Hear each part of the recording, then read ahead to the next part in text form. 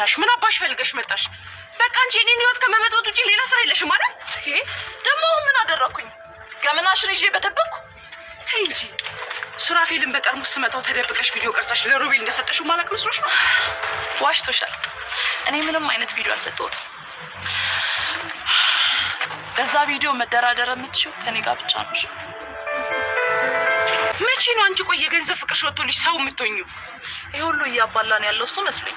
ከፈለግሽ እሱን ቪዲዮ ወስደሽ ለፖሊስ እጩ። አሁን ከበሬ ዞር በይ። በአንቺ ፋንታ ጀግናሽ እንደታሰረ ሰማ። ሁላችሁም የእጃችሁን ማግኘታችሁ አይቀርም። እሺ ልክ እንደ ሱራፌል። በጣም ፈራው። ቆይ ለነገር ነው እንደዚህ ድረስ የመጣሽው? ለነገሩ ለሮቤል ነገሬው ነበር። ያው እድሌን ልሞክር ብዬ ነው እንጂ አንቺን ማሳሰር አልፈልግም። ምንም ቢሆን እህቴ አይደለሽ? ልክ ነሽ። ምናልባት የሱራፌልን ጽዋ እዚሁ ላጠጣሽ ይችላል። በነገራችን ላይ ቤቴ በጣም ናፍቆኛል። በቅርቡ ተመልሼ እንደምገባ ተስፋ አለኝ። እሱ ህልም ብቻ ሆኖ ይቀራል። ከዚህ በኋላ እንደለማኝ በር ላይ ጮሽ ትሄጃለሽ። ምክንያቱም እንዳንቺ አይነቷ ስስት ይሄም ሲያንሳት ነው።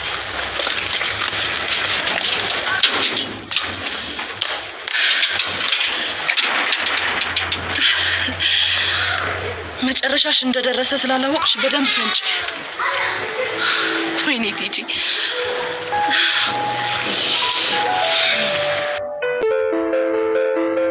ወይ ሳሚ፣ ይሄ ነገር እንዴት ነው ሊፈጠር የቻለው? እኔ እኮ ምንም ሊገባኝ አልቻለም። ማማዬ እንዴት ናት? መታሰሬን ሰምታለች እንዴ? የሆነ ቦታ ለስራ እንደሄድክ ነው የነገርኳት፣ ግን ምንም አላመነችኝም። በጣም ተጨንቃለች። አሪፍ አድርግሽ ኩቻዬ። አሁንም ስራው እንደጨረሰ በፍጥነት ይመለሳል በያት። እሺ ሱራፌል በጣም እንደተጎዳና ኮማ ውስጥ እንዳለ ነው የሰማሁት። ሰላም ሰላም ውድ የኢትዮ ቤተሰቦቼ እንዴት ናችሁ? ደህና ናቸው? እኔ እግዚአብሔር ይመስገን በጣም ደህና ነኝ። እንኳን ወደ ቻናሌ በሰላም መጣችሁ እያልኩኝ ለዚህ ዩቲዩብ ቻናል አዲስ ከሆናችሁ ላይክ፣ ሼር፣ ሰብስክራይብ በማድረግ ቤተሰብ ሆኑ። እንዲሁም ደግሞ ሀሳብ አስተያየት ካላችሁ ኮሜንት ላይ አሳውቁኝ። ለዛሬው ደግሞ ቤዛ ፊልምን ክፍል 46ን ይዤላችሁ መጥቻለሁ። እስከ ቪዲዮ ፍጻሜ አብራችን ቆዩ። ቤዛ እንግዲህ የባለፈው ክፍል ላይ እንዳየነው ሱራፌልን በጠርሙዝ አናቱን በጥርቀው ሱራፌል ሆስፒታል እንደገባና እንዲሁም ደግሞ ሳሚ እኔ ነኝ የደበደብኩት በማለት እስር ቤት እንደገባ አይተናል። ሳሚም እንግዲህ ለቤዛ እየከፈለ ያለው ዋጋ እጅግ በጣም የሚገርም ነው። ሱራፌልም እንግዲህ ከማገገሚያ ወጥቶ ወደ ቤቱ ተመልሷል። ማለትም ከሆስፒታል ወደ ቤቱ ገብቷል ማለት ነው። እናም ሱራፌል በህይወት ስለተረፈ ሁሉም እጅግ በጣም ደስተኛ ሆነዋል። ቤዛም ሆነች እንዲሁም ሳሚ የሱራፌልን ከሆስፒታል መመለስ ሲሰሙ እጅግ በጣም ደስተኞች ሆነዋል። እናም ደግሞ ሳሚም እንዲሁ በተመሳሳይ ከእስር ቤት ወጥቷል ማለት ነው። ኩቻም እንግዲህ የሳሚና የቤዛ ግንኙነት እጅግ በጣም እያስጨነቃትና እየቆረቆራት ይገኛል። ያ ማለትም እንግዲህ ሳሚ ወደ ታሰረበት እስር ቤት ሄዳ ነበረ፣ ማለትም ልትጠይቀው ማለት ነው። እናም ሱራፌልን የመታኸው አንተ ነህ ወይስ ደግሞ ለቤዛ ብለህ ነው እስር ቤት የገባኸው? ሳሚ እባክህ እውነቱን ንገረኝ ስትል ነበረ የጠየቀችው። እሱም እንግዲህ አይ እኔ ነኝ የመታሁት ሱራፌልን የመታሁት እኔ ነኝ። እናም ብቀጣም እየተቀጣሁ ያለሁትም በስራዬ ነው። ኩቻ እባክሽ አንቺ አትጨነቂ በማለት ነበረ የመለሰላት። ኩቻም እንግዲህ ከተመለሰች በኋላ ወደ ቤዛ ጋር ጎራ ብላ ነበረ። እናም ቤዛ ጋር ሄዳ እያንዳንዱ ነገር ስትጠይቃት ማለትም የምርም ሳሚ ነው ወይ ሱራፌልን የመታው ብላ ስጠይቃት፣ ነገር ግን ቤዛ አላስቻላትም። ሳሚ ለማንም እንዳትናገሪ ቢላትም እሷ ግን ለኩቻ አይደለም በጠርሙስ የመታሁት ሱራፌልን እኔ ነኝ። እናም ደግሞ ሳሚ አሻራውን አጠፋፍቶ እኔ ነኝ ብሎ ነው እስር ቤት የገባው እንጂ ሱራፌልን የመታሁት እኔ ነኝ በማለት ነበረ ለኩቻ እውነቱን የነገረቻት።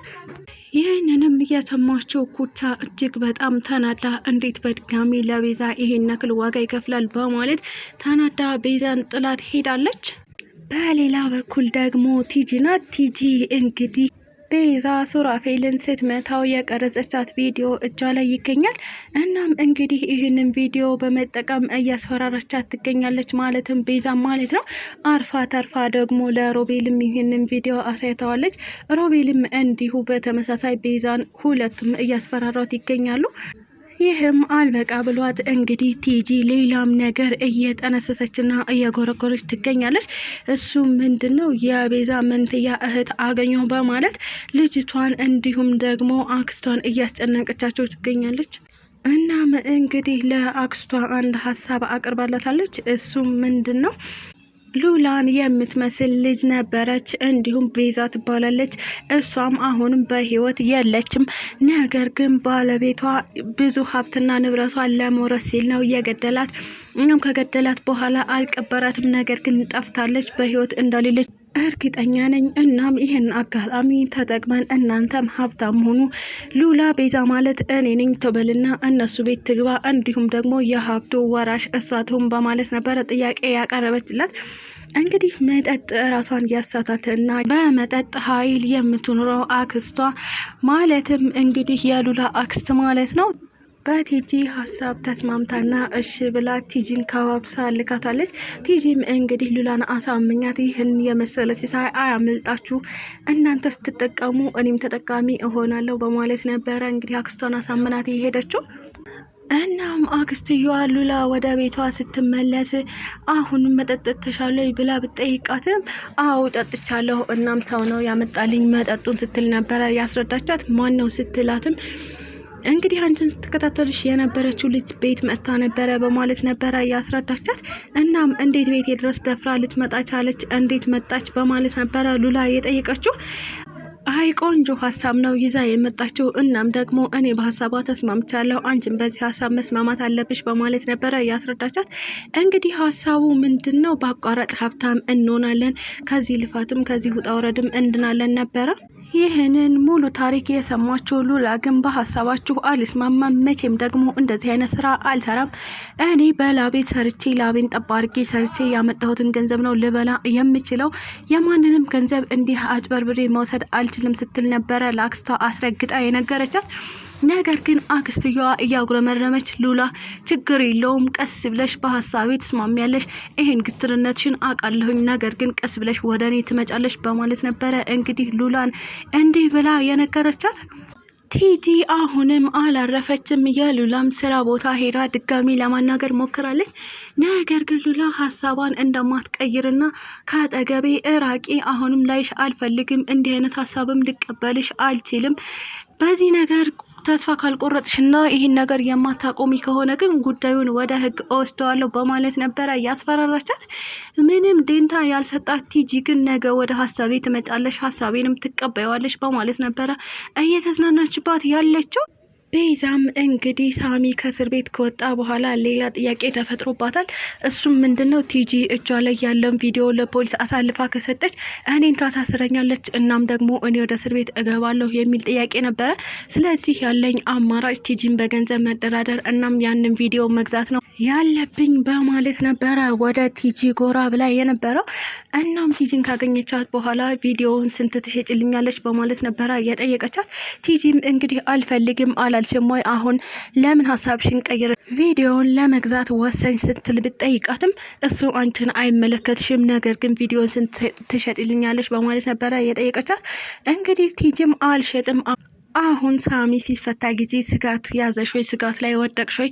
እናም ቪዲዮውን አልሸጥም፣ እኔም ደግሞ አሁን ሀሳቤን ቀይር ያለው ቪዲዮን ለማንም ላለመሸጥ ወስኛለሁ ስትል ነበረ እንግዲህ ቲጂ ቤዛን አከናፍራ የመለሰቻት። ቤዛም እንግዲህ ያሰብኩት ሀሳብ እንዲሁም የወሰንኩት ውሳኔ ጥሩ አልነበረም፣ ማለትም ቲጂን መጠየቅ አልነበረብኝም በማለት ተጸጽታለች። የፈለገችውን ታድርግ፣ ምንም አታመጣም እያለች ትገኛለች ቤዛ ማለት ነው። ኩቻም እንግዲህ የሳሚ ከእስር ቤት መውጣት ቢያስደስታትም ነገር ግን ቤዛ ላይ ፎከስ ማድረጉ በጣም አሳስቧታል። እና እኔ ወደ አያቴ መሄድ አለብኝ ብላ ሻንጣዋን ይዛ ወደ አያቷ ለመሄድ ጉዞ ላይ እያለች ነበረ ሳሚን እያገኘችው። ሳሚም እንግዲህ በቃ ልትሄጂ ነው ሲል ጠየቃት። አዎ ሊሄድ ነው ሳሚ፣ በቃ መሄድ አለብኝ ወስኛለሁ ስትል ነበረ የመለሰችለት። እሺ በቃ በማለት ሳሚ ከተሰናበተት በኋላ አፈቅርሻለሁ ሲል ተነፈሰ። ኩቻም ዞር ብላ ስትለው አፈቅርሻለሁ ብዬ ብነግራት ስለቤዛ ሲል ሳሚ አስቀይሳት። እናም ጥላው ሄደች።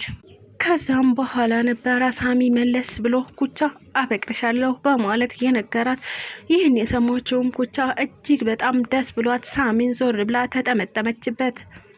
ስለተከታተላችሁኝ እጅግ አድርጌ አመሰግናለሁ። ለዚህ ዩቲዩብ ቻናል አዲስ ከሆናችሁ ላይክ፣ ሼር፣ ሰብስክራይብ በማድረግ ቤተሰብ ሁኑ። እንዲሁም ደግሞ ሀሳብ አስተያየት ካላችሁ ኮሜንት ላይ አሳውቁኝ። ኢትዮጵያ ለዘላለም ትኖር እያልኩ ሰናበታችኋለሁ።